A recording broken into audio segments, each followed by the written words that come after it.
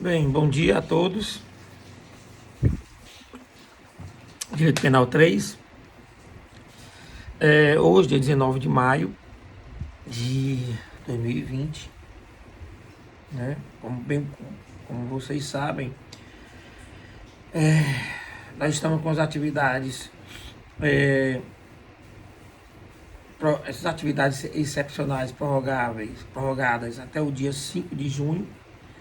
Então, consequentemente, a gente só tem mais 3 aulas contando com essa. Depois vem a AP2, tá bom? E hoje a gente vai dar continuidade ao nosso conteúdo programático com os crimes contra o patrimônio. Então vamos começar com o artigo 55. Óbvio que essa primeira aula não tratar só sobre essas noções gerais, esses princípios mais genéricos. E a partir da próxima aula a gente vai entrar na espécie, né? No furto privilegiado, no furto qualificado, tá bom? Então teríamos só o dia 19 com 7, 26 com 7, dia 2 de junho, né? Já que é dia 31, até dia 2 de junho. Dia 2 de junho será a nossa última aula. E acredito eu que nesse dia 2 de junho eu já vá divulgar para vocês ou colocar no AVA a segunda AP, ou AP2. Que eu vou pensar como é que eu vou fazer ainda, se vai ser no mesmo estilo. Também hoje eu estou divulgando as notas de vocês, tá bom? Vai estar no sistema AVA e nos comentários teriam ali de forma bem resumida os principais erros de cada prova. Então você vai saber sua nota da prova, vai saber os erros que você cometeu de forma resumida, que é muita coisa, né? Agora vai ter a nota que vai ficar, que eu vou expor. Então, quando vocês abrirem o sistema AVA, vai estar a nota que vai estar no sistema. Mas quando você abrir o comentário, vocês vão ver a nota que vocês tiraram na prova, entenderam? Repetindo, hoje eu vou postar as notas da AP1. Quando vocês entrarem no sistema AVA, a nota que vai estar lá é a nota que vai estar no sistema, tá certo? E quando vocês entrarem nos comentários, vai estar lá a nota da prova, que geralmente vai ser menor, e vai estar ali de forma bem resumida os comentários, né, sobre os erros da prova. Tranquilo? Tá certo? O que mais? Sim, hoje à noite nós teremos o Tira Dúvidas. Tranquilo? Já que acabou o período de provas e tal. Ontem não teve, porque nós tivemos um evento à noite, promovido pelo CA. Mas acredito que hoje não vai haver. E não havendo, hoje nós teremos Tira Dúvida. Esse Tira Dúvida eu já queria tratar da aula de hoje. Tá bom? Da aula de hoje. Por quê, professor? Porque eu só vou cobrar na AP1, tá bom? Os crimes contra a honra e os crimes contra o patrimônio. Aqueles outros que nós vimos, eu não vou cobrar. Entenderam, né? Tranquilo? Pronto. Então vamos começar hoje.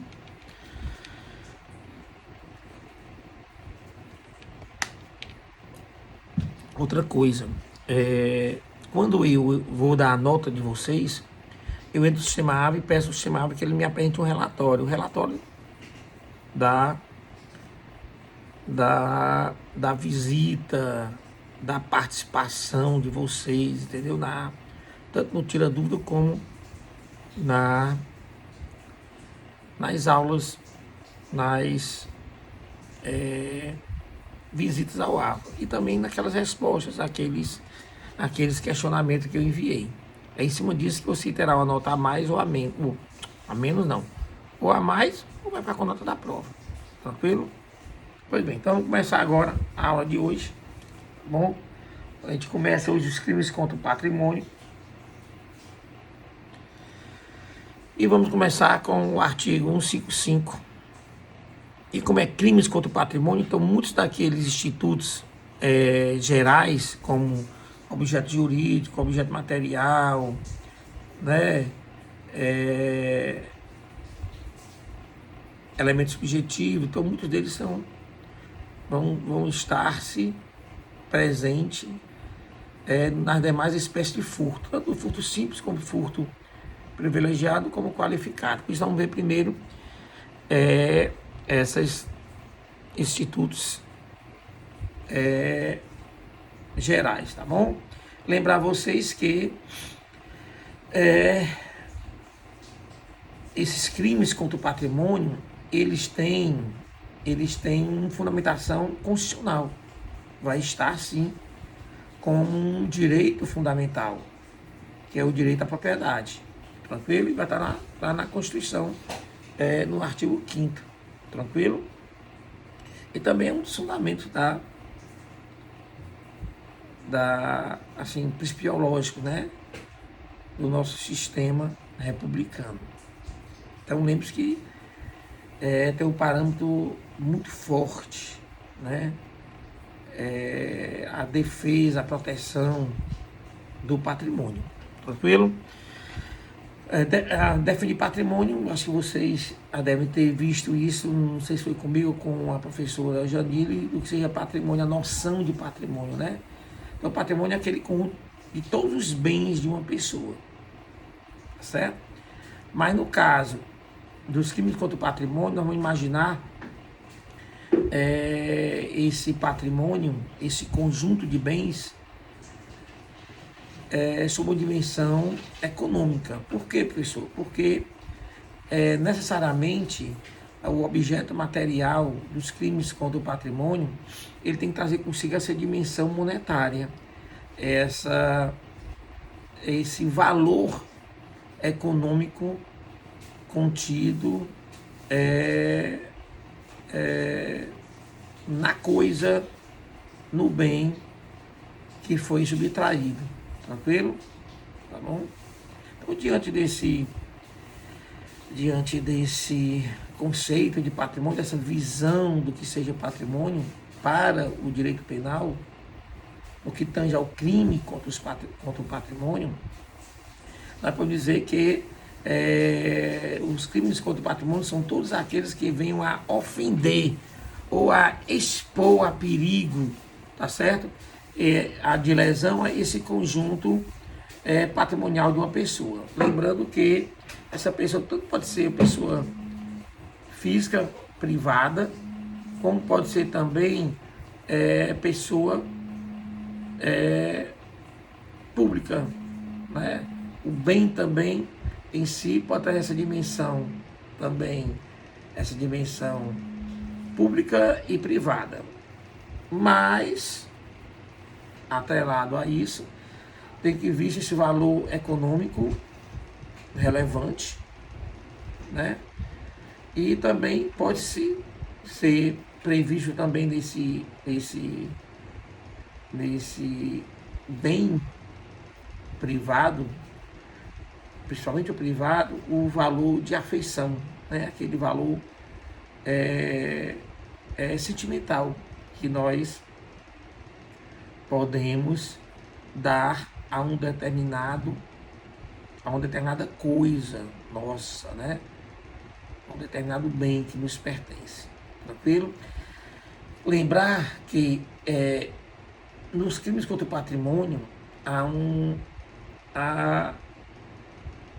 uma observação muito relevante, né, a ser feita. É o que tange ao interesse do agente, tá bom? Daquele que pratica, interesse do sujeito ativo no crime contra o patrimônio, tá bom? Esse interesse tem que ser predominantemente patrimonial, tá certo?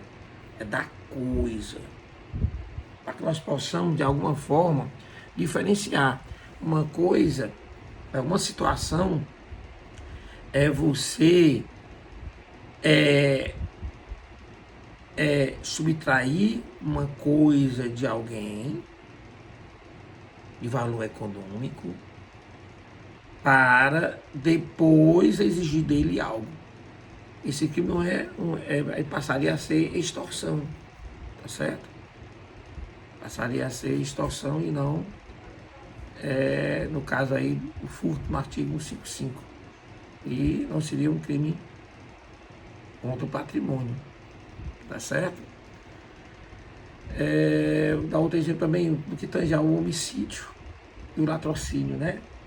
No caso do latrocínio, você pode observar que vai ser um crime contra o patrimônio, mas houve a morte, né, de alguém, talvez do possuidor ou do proprietário da coisa, mas observe que o interesse predominante do agente não era tirar a vida da pessoa, mas de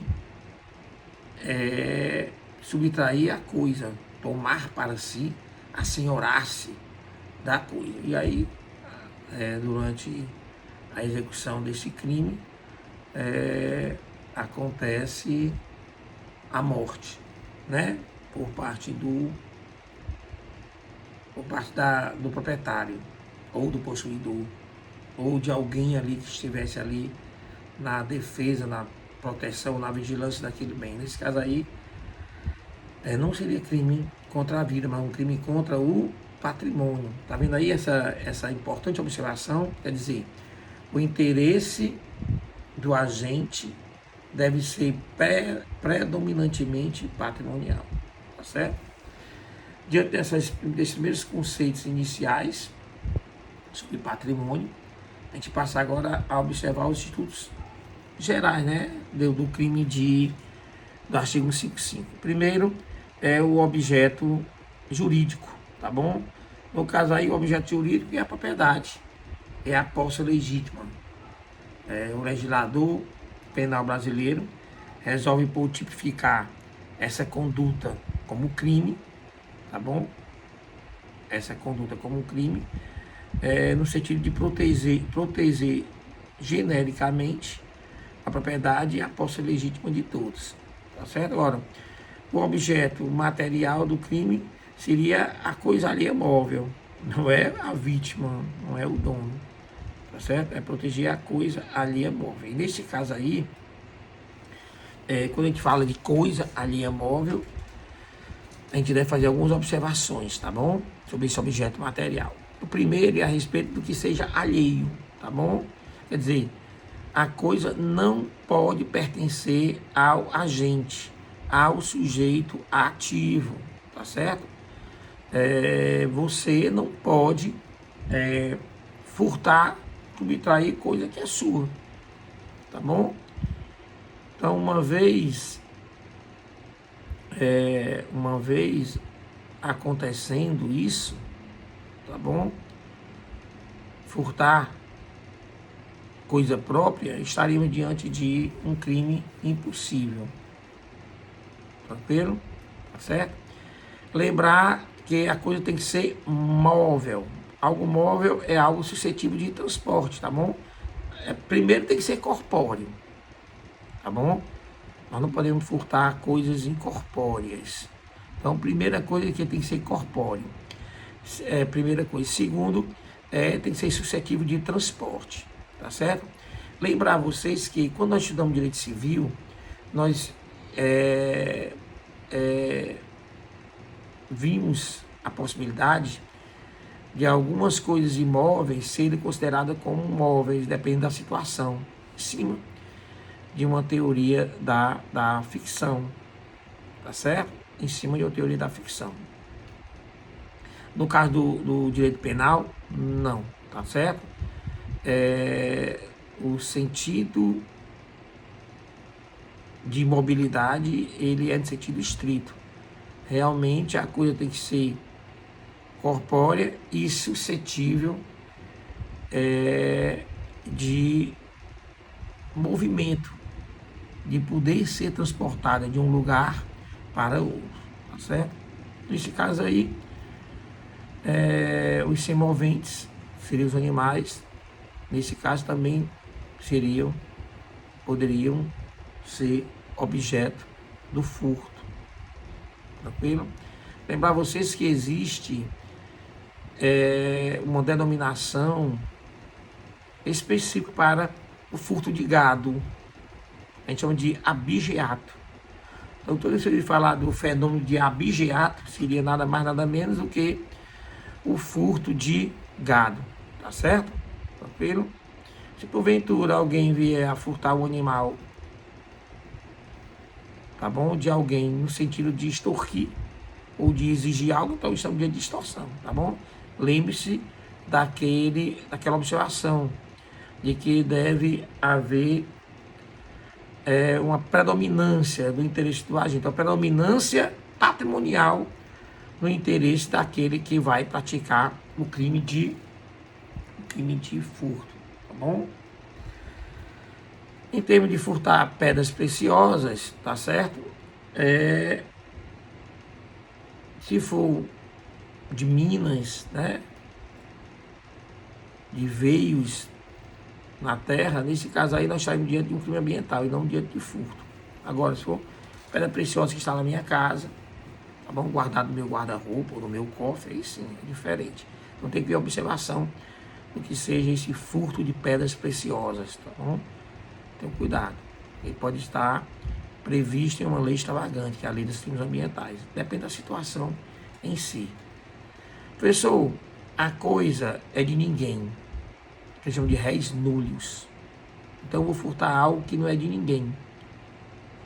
Nesse caso aí, é lícito. Você não existe. Essa história de você subtrair algo que não tem dono.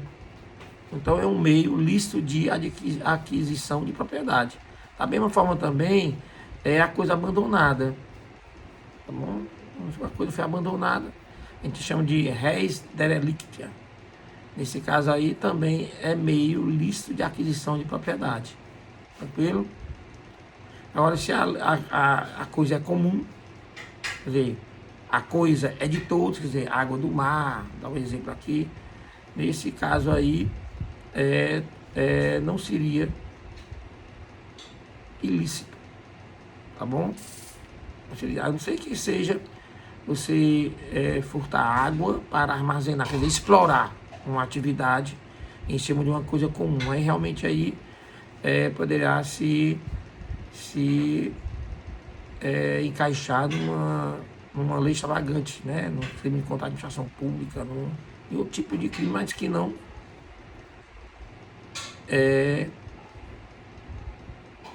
o furto, né, do artigo 155 do Código Penal brasileiro.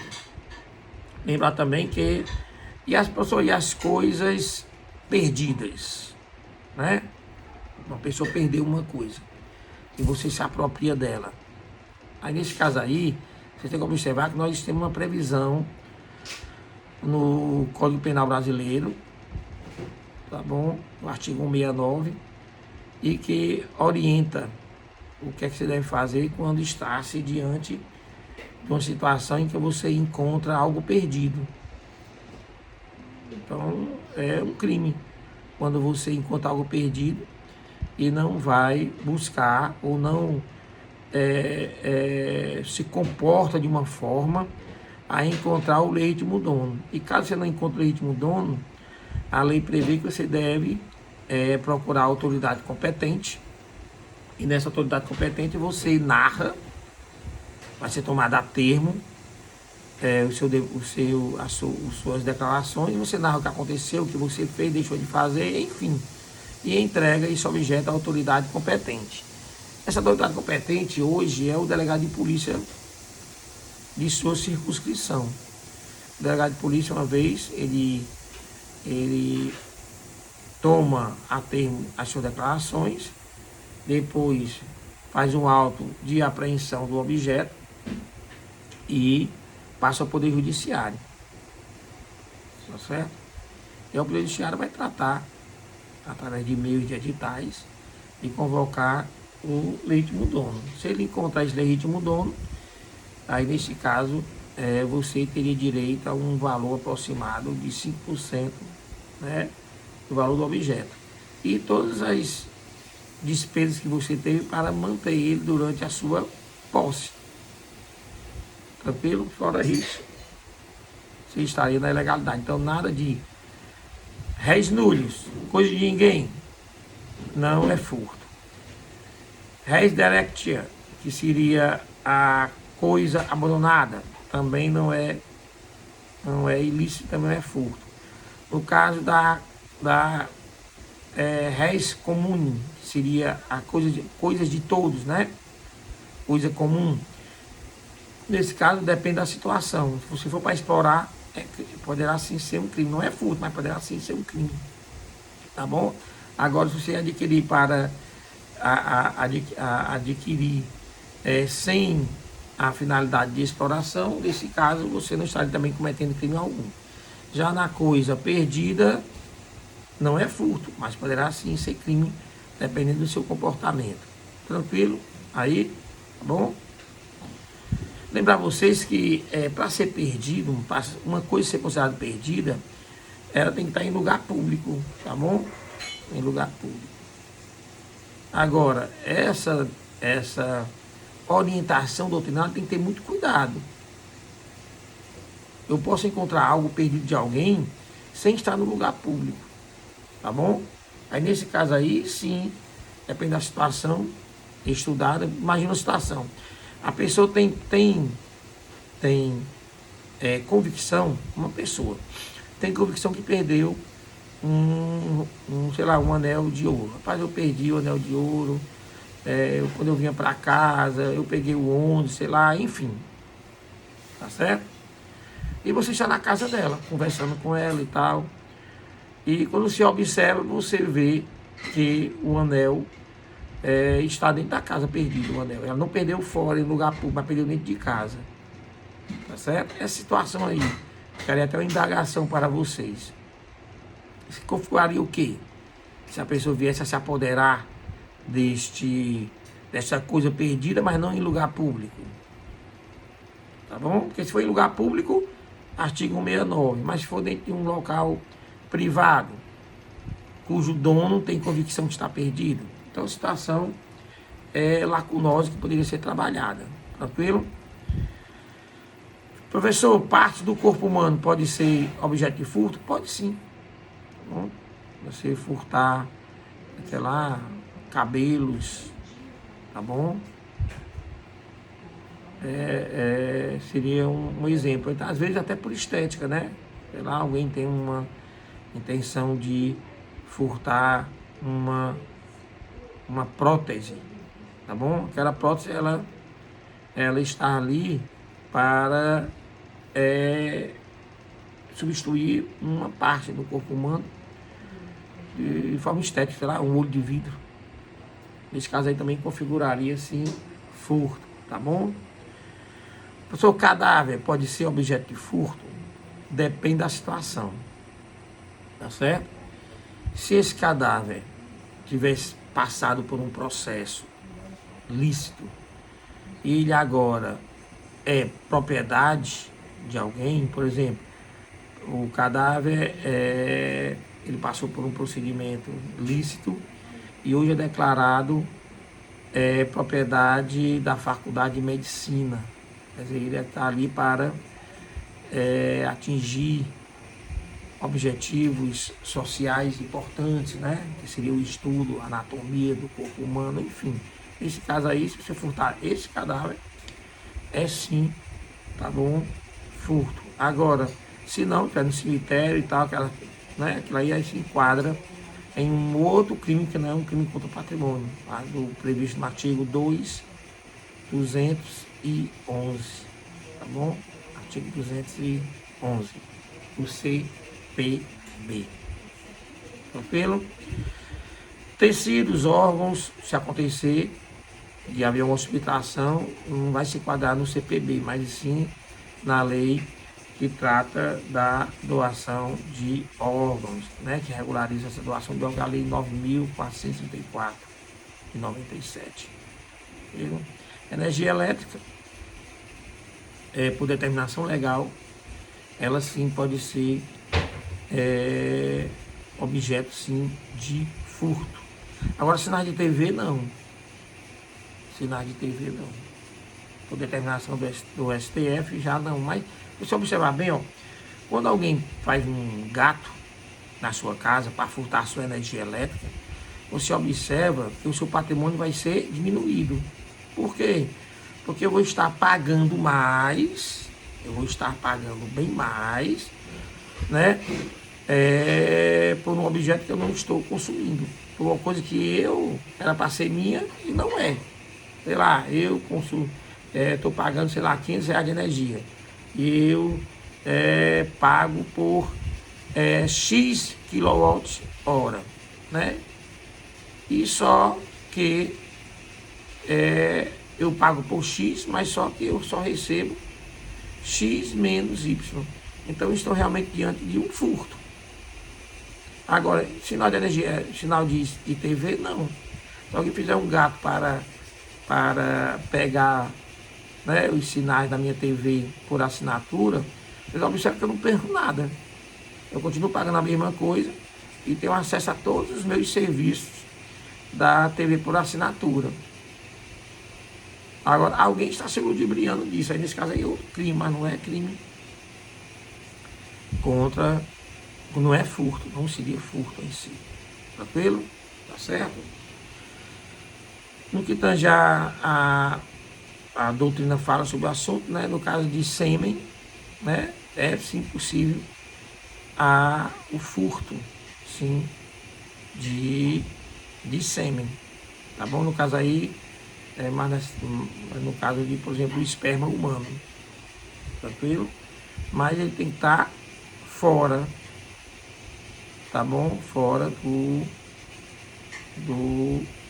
digamos assim, já houve a ejaculação, porque se houver ejaculação dentro do útero feminino, a doutrina vê isso como doação, então não seria furto. O que pode acontecer é que já fora pode haver esse furto? Pode haver esse furto através, sei lá, de uma cirurgia? Pode sim, mas nesse caso aí da cirurgia, no meu caso especificamente, acho que se incluiria dentro da lei 9434. Agora, o que acontece às vezes após a ejaculação, que não foi dentro do útero feminino, e aí ocorrer. Aí poderia haver uma situação muito extrema, mas se já está previsto na doutrina, é porque já aconteceu. Tranquilo? Já aconteceu, tá bom? Algumas questões singulares que nós podemos estudar sobre esse crime, né, o crime de furto, tá bom? Algumas situações específicas. Então vamos ao primeiro, princípio da insignificância, ou também conhecido como o princípio da bagatela. E quando a gente pensa nesse princípio, a gente imagina logo, é um objeto, é uma coisa cujo valor econômico é muito baixo e tal. Não é só isso, tá bom? Não é só isso. Então você tem que ver a situação em si. A doutrina e a jurisprudência, aliás, a doutrina, em cima das decisões jurisprudenciais, ela elencou alguns requisitos necessários para que o princípio da bagatela, o princípio da insignificância, torne um comportamento daquele agente atípico. Então, no caso do princípio da bagatela, ela, uma vez acontecendo, ela é um caso, um exemplo, né, de atipicidade, tá bom? Então seria uma excludente de ilicitude pela atipicidade. Tranquilo? Até aí? Então, professor, quais seriam esses requisitos? Aí a doutrina ela separa em dois requisitos: requisitos objetivos relacionados à conduta e subjetivos relacionados aos sujeitos ali participantes, tá bom? Então vamos aos requisitos objetivos. O primeiro requisito objetivo é que a conduta ela retrate um mínimo de ofensividade. Quer dizer, não pode haver ofensividade. Quando eu falo ofensividade, há outros direitos, tá bom? Então, tem que ter um mínimo de ofensividade retratado na conduta do agente. Segundo, a periculosidade social. A conduta em si, o comportamento em si, ele não traz consigo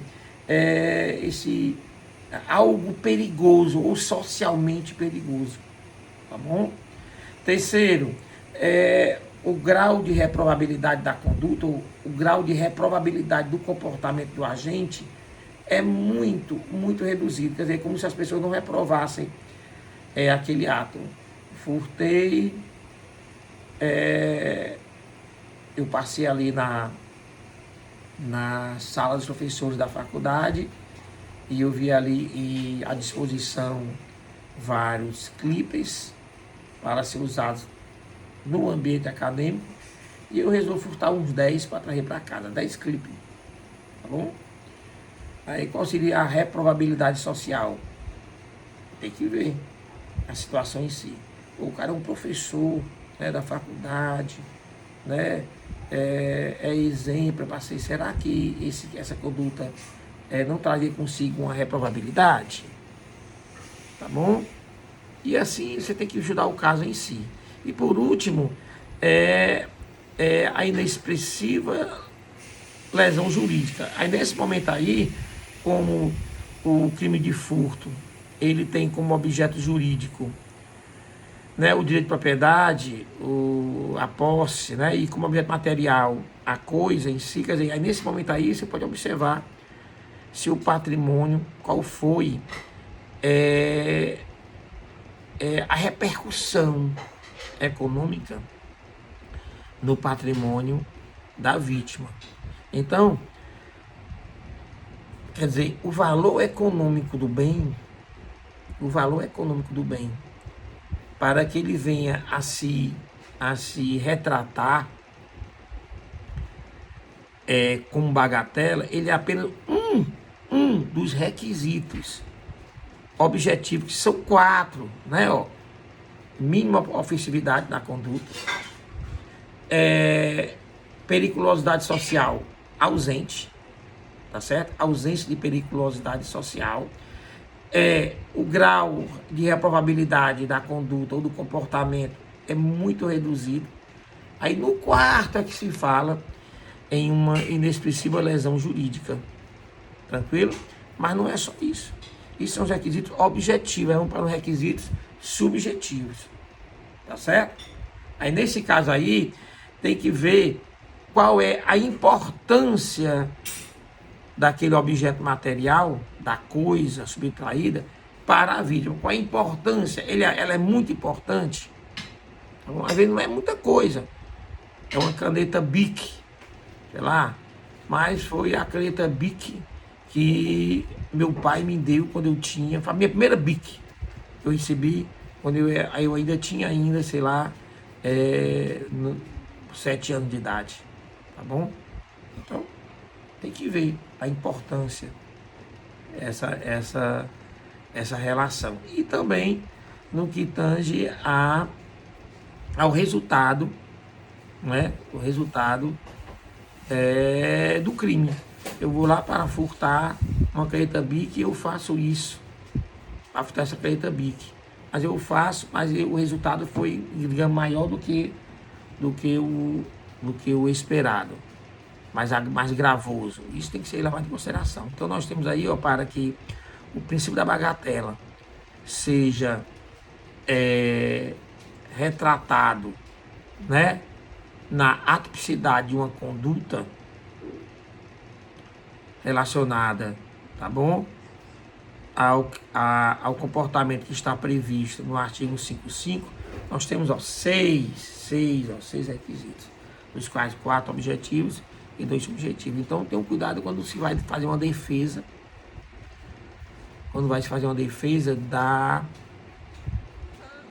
do seu cliente, né, paramentado no princípio da bagatela. A gente vê muito isso, por exemplo, no 10º semestre, quando eu estou com os alunos orientando, na defesa dos alunos em casos verdadeiros, casos verídicos. E aí a gente vê, às vezes, uma defesa bagatela, só porque foi pouca coisa, né? Não, você tem que demonstrar todos esses requisitos. Você conseguir demonstrar todos os requisitos de forma bem consistente, aí sim, nesse caso, você tem uma grande chance, né, de ser vencedor na sua tese. Tranquilo? Então, em termos de crimes, ou o princípio da insignificância e bagatela no crime de furto, é isso. Outra coisa específica no que tange já, professor, objetos de estimação, coisas de estimação podem ser, vai depender da doutrina em si, tá bom? Eu vejo assim, que se esse objeto de estimação, tá bom? Se é de estimação é porque tem muita importância para mim. Talvez para outros não, mas para mim tem muita importância. E se ele quebraria, né, a insignificância. Nesse caso especificamente,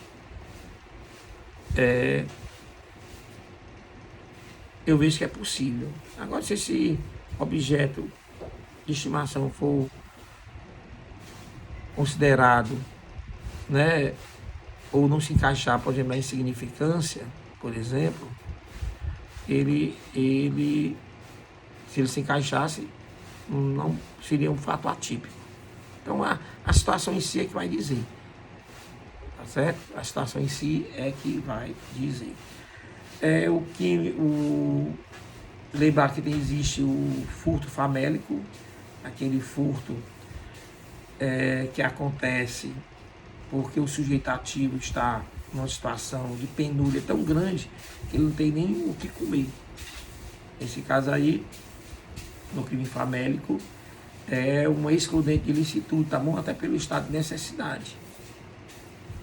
Então, se for comprovado, se você conseguir provar essa situação de extrema penúria do sujeito ativo, seria um estado de necessidade e, consequentemente, uma excludente de ilicitude no furto famélico. Não vá confundir uma situação de extrema penúria com uma situação de precisão ou um estado de precisão, né? Quer dizer, o estado de penúria ele é bem mais gravoso, bem mais amplo, você não tem de onde tirar nada. O estado de precisão é uma situação que está passando por uma situação econômica ruim, mas não a ponto de levar você à penúria.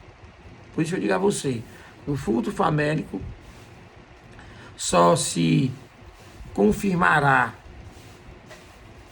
uma excludente de ilicitude, quer dizer, só se concretizará o estado de necessidade caso você realmente comprove essa situação de extrema penúria. Do contrário, vai responder sim pelo furto. Tá bom? Professor, furtar uma folha de cheque, né? Uma folha avulsa de cheque. Nesse caso aí é furto sim, porque aquela folha de cheque ela tem um valor econômico que é alto, viu? Você não sabe o valor não de uma folha de cheque não. Ela vem com toda uma técnica para evitar falsificações e tudo mais. Não confunda com o uso da folha de cheque. Esse uso da folha de cheque pode se configurar em um estelionato. Mas só o furto do cheque, da folha avulsa, né? Quer dizer, só a subtração, sem o uso dela, configura-se furto sim. Tá bom? Quiçá um talão de cheque. Se uma folha pode, quiçá um talão de cheque. Lembrar também que cartão de crédito. Furto de cartão de crédito. Furto de cartão de crédito pela própria insignificância do valor do cartão de crédito, é um fato atípico, considerado atípico. O que pode acontecer é se a pessoa usar o teu cartão. Aí estaria em outro tipo de crime, que seria o crime de estelionato. Tranquilo? Até aí? Então pronto. Continuando, vamos para o núcleo tipo. O núcleo tipo do crime de furto é o núcleo subtrair. Subtrair quer dizer retirar algo, tá bom? Apoderar-se de algo sem a permissão do seu proprietário ou possuidor. Tranquilo? Do seu proprietário ou possuidor. Ademais, além de ter essa subtração, quer dizer, subtrair algo ou retirar algo da vigilância de alguém, tá certo? Com o intuito de quê? De assenhorar-se, de apropriar-se daquele bem, o que a gente chama de animus furandi, né? Então, não basta apenas o núcleo tipo, mas esse elemento normativo de assenhorar-se, né? O ânimo de ter para si a coisa de outrem. A coisa de outrem, tá certo? Pode acontecer uma situação em que a pessoa transfere a coisa para você. E você agora retira, né? Retira aquela coisa da vigilância do dono. É uma situação que você pode confundir, inclusive, com a apropriação indébita. Quando eu posso transferir para alguém uma determinada coisa, tá certo? Sem, no entanto, retirar dela a vigilância que eu tenho sobre ela. Tranquilo?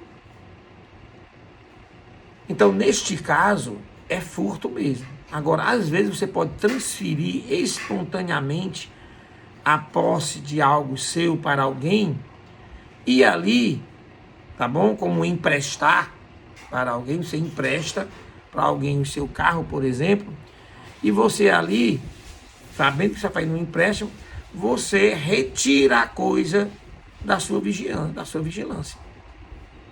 E aí depois eu vou lá, pai, eu quero meu carro de volta. E aí a pessoa não quer devolver. Aí é caso da apropriação indébita. A outra coisa, tá certo? É você transferir para alguém espontaneamente um determinado objeto seu, que é transferir para ele a posse. E essa pessoa, através de algum meio, ela retira da sua vigilância. Você acha ainda, tá bom? Que a coisa está sob sua vigilância, mas já não está mais. Então já aconteceu o furto. Ele subtraiu para apropriar-se de si. Ele retirou da sua vigilância. Não fui eu que retirei da minha vigilância. Tá bom? Ela continua na minha vigilância. Só que, nesse caso especificamente,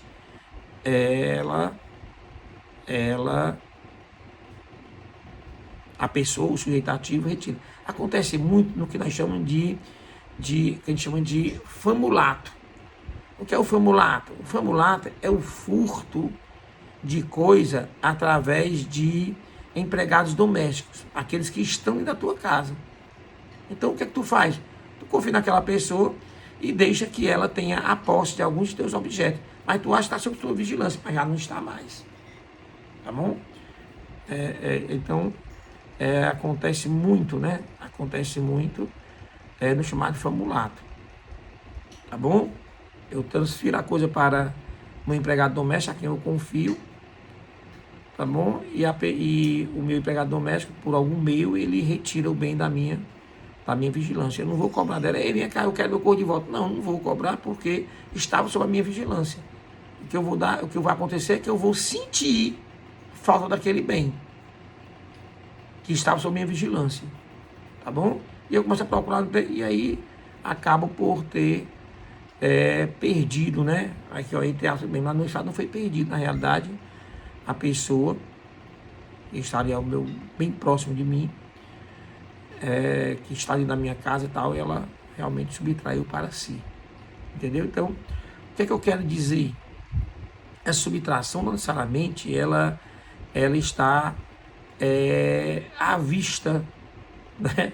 À vista da pessoa, do dono.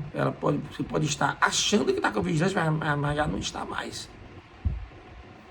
Tranquilo? É isso que eu quero dizer com isso. Então, tem que ter cuidado com essa diferença. Que a gente poderá até retirar essa dúvida no Tira Dúvidas, tá bom? No Tira Dúvida de hoje. Tranquilo? Tá bom? O que mais nós podemos discutir sobre do que tange ao núcleo tipo, tá certo? Que o crime é de forma livre, então a subtração pode acontecer sob qualquer forma. Vamos agora aos sujeitos ativos e sujeitos passivos do crime de furto. O sujeito ativo é aquele que comete, é o agente, é o criminoso em si, tá bom? Então, como um crime é um crime comum, então qualquer pessoa poderá, sim, ser sujeito ativo em um crime de furto. Mas no furto, tá certo? Simples. E não pode ser o proprietário ou possuidor legítimo. É crime comum no furto simples? É crime comum? Tá certo? Mas tem essas exceções. Primeiro, não pode ser o proprietário, tá bom? O proprietário ou o possuidor legítimo. Tranquilo? Outra coisa que pode ser dita também é no que tange agora ao furto privilegiado, ou furto qualificado. Nós temos alguns furtos qualificados que eles passam a ser crime não comum, mas crime próprio. Por quê? É aquele, por exemplo, aquele crime praticado com abuso de confiança. Então, consequentemente, o sujeito ativo nesse momento tem que ser alguém que tenha a total confiança por parte da vítima. Então, não é qualquer pessoa. Tem que ser uma pessoa de confiança. Tranquilo? Então, em termos de sujeito ativo, é mais ou menos isso que ele pode dizer. Tá certo?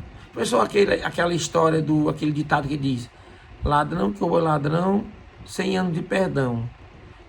Não acontece no direito brasileiro. Tá bom? Então, imaginemos. Carlos furtou de Antônio, que furtou de Francisco. Tranquilo? E agora o Carlos é pego em flagrante. Neste caso, o que acontece? Como a coisa foi furtada, né? Carlos furtou de Antônio, que furtou de Francisco. Então a coisa é furtada. Ele subtraiu coisa alheia móvel. Ele vai responder sim, pelo crime de furto. Agora tem uma observação. O sujeito passivo, quer dizer, a vítima nesse caso, né, do ladrão que roubou ladrão, lembrar que não é o primeiro ladrão. Pelo amor de Deus. Tá certo? Por quê? Porque ele não era o possuidor legítimo da coisa, nem era proprietário, nem era possuidor legítimo. Tranquilo? Então vai ser o Francisco, que é o verdadeiro proprietário e possuidor legítimo. Tranquilo? Professor, e se esse agente ativo, o sujeito ativo, for funcionário público? Aí nesse caso aí, o funcionário público não é caso de furto. Vamos passar para um outro tipo de crime. Tá certo? Nesse caso aí, se eu não me engano, é o peculato furto. Vai estar lá nos crimes contra a administração pública. Tranquilo? Artigo 312, para colar. 311, 312, 3... Vai estar para colar. Tranquilo? Tá certo? Agora vamos ao sujeito passivo. Sujeito passivo, nesse caso especificamente, tá certo? Vai ser o possuidor legítimo ou proprietário. Tranquilo? Não importa se ele é uma pessoa física ou uma pessoa jurídica. Tranquilo? Então, o sujeito passivo bem simples. Tá certo? Não dá para você não confundir, eu falo proprietário ou possuidor legítimo. Tranquilo? Nesse caso aí, eles poderiam ser sujeito passivo. Lembre-se que propriedade e posse estão em mundos diferentes. A posse, ela existe no mundo fático. Tranquilo? No mundo fático. E a propriedade só existe no mundo jurídico. Então, vou dar um exemplo para vocês. Se eu tenho um carro, tá certo? Eu comprei um carro de uma pessoa que estava necessitada. Ela não pode pagar o carro. Então, eu peguei, dei uma entrada para ela e adquiri, né, o carro. E estou pagando. Mas o carro está no nome dela. Tranquilo? Então, eu sou um possuidor. Agora, um possuidor legítimo, porque isso é possível. Isso não é ilegítimo, tá bom? Isso não é um crime. Não é. Então, eu sou possuidor legítimo desta coisa.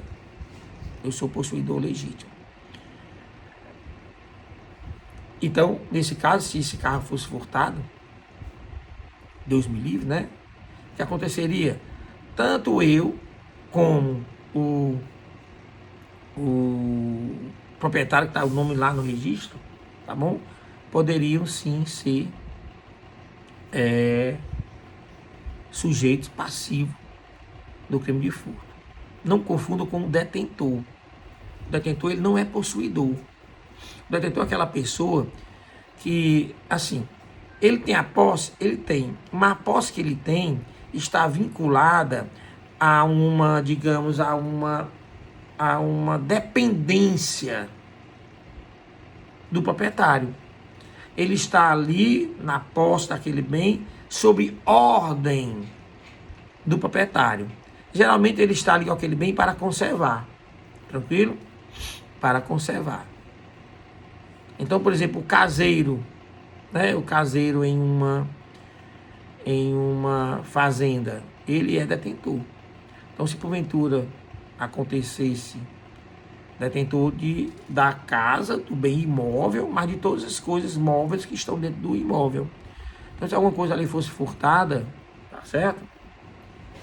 Ele tinha, não fosse chamado, ele tinha que comunicar quem é o verdadeiro proprietário, porque ele é só um detentor. Ele está ali na posse daqueles bens apenas por uma dependência. Às vezes essa dependência ela é empregatícia, ou até por uma ordem, para cumprimento de uma ordem, ou para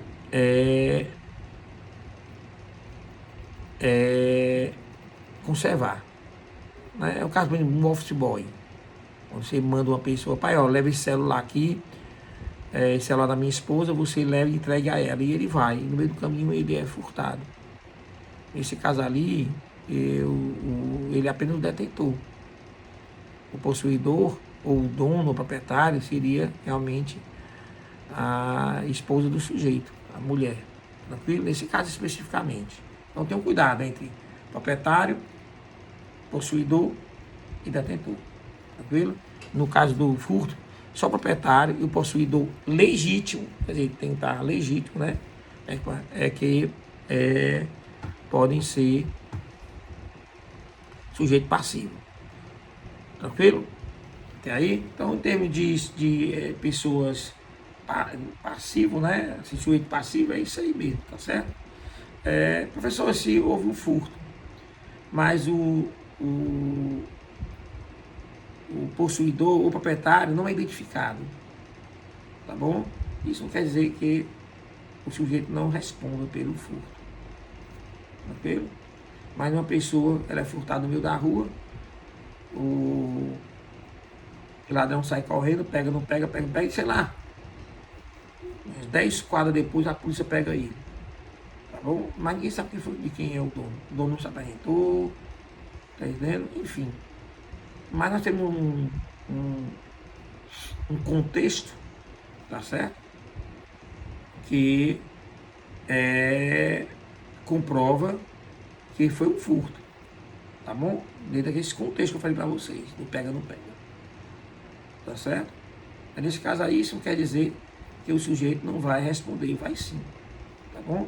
Vai responder sim, tranquilo? A consumação, bem simples, a consumação vai ocorrer no momento em que o proprietário ou o possuidor legítimo não tiver mais o estado de vigilância sobre a sua coisa, tá bom? Sobre a sua coisa.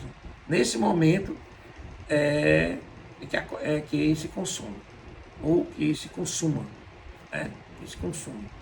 Outra coisa, de lembrar vocês que esse crime, o crime de furto, é um crime material. Isso quer dizer o quê? Se é material, então tem que ter uma efetiva diminuição patrimonial para a vítima. Quer dizer, o patrimônio da vítima diminuiu. Então, efetivamente. Então tem que se comprovar, tá certo? Também lembrar que esse aqui é um crime permanente.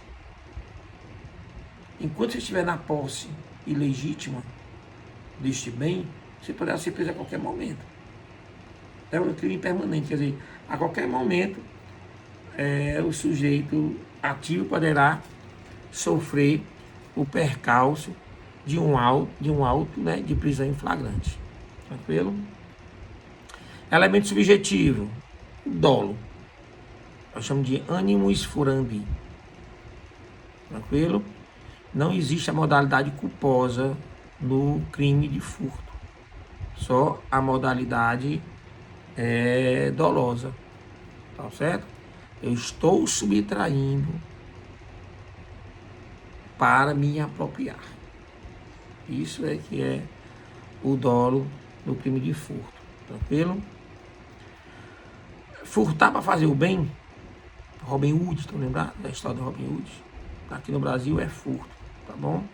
Não se justifica. Furtar para fazer o bem. Aí eu furtei para fazer doação, furtei dinheiro para dar. Sim. Só quem pode dar é o dono, tá bom? Então a partir do momento que você furtou e doou, tá certo? Não justifica não. Você sim vai responder, tá bom? Tranquilo?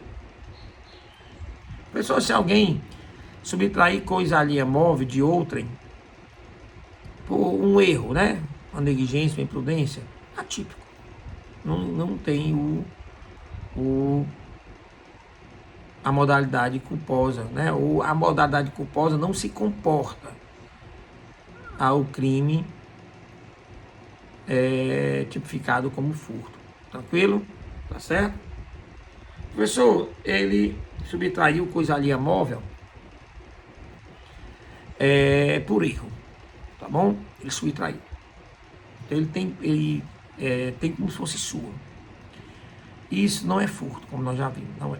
No entanto, com o passar do tempo, ele descobre que não é dele, tá certo? E ele não devolve ao legítimo dono. Nesse caso aí, ele se enquadraria, tá certo? Na apropriação indébita. Tranquilo? Na apropriação indébita. Tá bom? Outro caso que acontece muito, principalmente no interior, tá certo? O credor que se apodera, que subtrai uma coisa alheia do seu devedor, em prol do seu crédito, para garantir seu crédito. Isso é furto, tá certo? Não é que seja furto. Na realidade, vai ser um crime bem específico. É o exercício arbitrário das próprias razões, o artigo 345. Não é furto. Na realidade, é esse crime. Então, é você abusar do seu direito.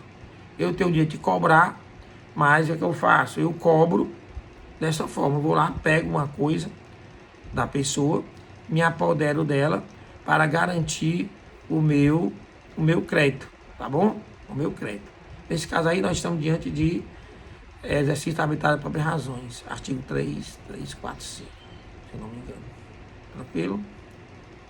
Tentativa, se é possível? É óbvio que é possível, tá bom? Todas as vezes que eu tiver nos atos de execução de um furto e alguma coisa ali à minha vontade me impede, poderá configurar sim a tentativa em todas as modalidades, tá bom? Seja na modalidade simples, furto privilegiado ou furto qualificado. Em qualquer um deles é possível a tentativa. O que você não pode confundir é com um crime impossível. Uma coisa é eu me dispor a furtar algo de alguém e aí eu começo a executar, né, o meu plano. E antes de eu atingir, né, antes de eu consumar algo, ali a minha vontade me impede. Tá certo? A outra coisa é você planejar um furto, né, furtar algo de alguém, mas que você não vai conseguir. Você acha que vai conseguir, mas não vai, porque vai estar ali uma situação, uma circunstância, tá bom? Que vai tornar o seu intento, né, a sua intenção inócua. É o caso, por exemplo, dessas câmeras que existem em alguns supermercados, tranquilo? Alguns supermercados, em que a pessoa vai passando pelos corredores, já vai escondendo os objetos que ele pretende furtar. Só que ele está sendo observado, já avisaram a vigilância, já avisaram a segurança, avisaram tudo. Ele não vai, né? Pelo próprio pela própria ineficiência dos meios, ele não vai conseguir. Tá? É como se eu fosse querer matar alguém com um revólver desmuniciado. Não vai existir, não vai ter como. Tá bom? Por quê? Porque no momento em que ele chegar no caixa e ele não pagar, logo que ele passar do caixa, vai estar lá as pessoas, né, responsáveis pela segurança impedindo. Eu já vi situações nesse caso que gerou foi danos morais. Viu? Danos morais. Por quê? Porque o supermercado sabia do que estava acontecendo e deixou acontecer. Para humilhar a pessoa, né? Enfim, não sei qual o motivo, o subjetivo, mas não pode. Então o correto tá escondendo, ó, o sujeito está na vigilância, lá em cima, nas câmeras, avisa ao setor de segurança e diga, olha, fulano tal dos Anzóis, tá no setor tal, de roupa tal, assim, assado, e ele acabou de colocar algo dentro da bolsa dele, ou do bolso, ou dentro das calças, não interessa. E aí manda a pessoa ir lá. Chega lá, pai, olha, você acabou de colocar aí um objeto que não lhe pertence dentro da sua bolsa, ou dentro do seu, enfim. O senhor vai ter que pagá-lo. Mas não chegar e deixar a pessoa tentar fazer, não pode isso aí, tá certo? Tranquilo? Então tenha cuidado esse liame, né, muito sensível, às vezes quase imperceptível, entre a tentativa de furto e o crime de impossível, tá bom? Quando o crime impossível, você lembra que o crime impossível vai tornar uma conduta atípica. Essa conduta do sujeito seria uma conduta atípica. Tá certo? Tranquilo? Pois bem, acho que é tempo de lei 9.099, quer dizer, se é possível a lei 9.099 no crime de furto, só no furto simples é possível só a suspensão condicional do processo. Se as circunstâncias fáticas e subjetivas da prática criminosa se encaixar nos requisitos do artigo 89 da lei 9.099. Se encaixar, aí é possível, mas só essa situação, tá bom? No demais, não seria possível. Lembrar a vocês que o crime é um crime de ação penal pública incondicionada em todas as modalidades do furto, seja ela simples, privilegiada ou qualificada, tranquilo? Enfim, encerraríamos a aula de hoje sobre esse assunto. Na próxima aula a gente continua ainda sobre furto. Vamos ver o furto qualificado, vamos ver o furto privilegiado, algumas situações de conjunção, furto de uso, antes de adentrar no roubo, no 57. Tá certo? Tranquilo? Tá bom? Lembre-se que hoje nós temos Tira Dúvidas, tá bom? Esse Tira Dúvida eu acho que eu vou fazer um pouco mais cedo, vou fazer às 19 horas. Então nós vamos dar 19 horas até às 8h30, tá certo? O que mais, o que mais, o que mais, o que mais? Sim, para lhe dar notas, né? As notas vão estar hoje, as notas. Tira dúvidas, acho que é isso, né? Tá bom. Tenha cuidado. Aqui tudo tranquilo aqui, graças a Deus. Estou realmente confinado. Apesar de não concordar, mas eu estou confinado. Vocês também, né? Se cuidem, se preservem. Mas somente saudades. Tchau, tchau. À noite a gente se encontra ao vivo, tá bom? Abraços.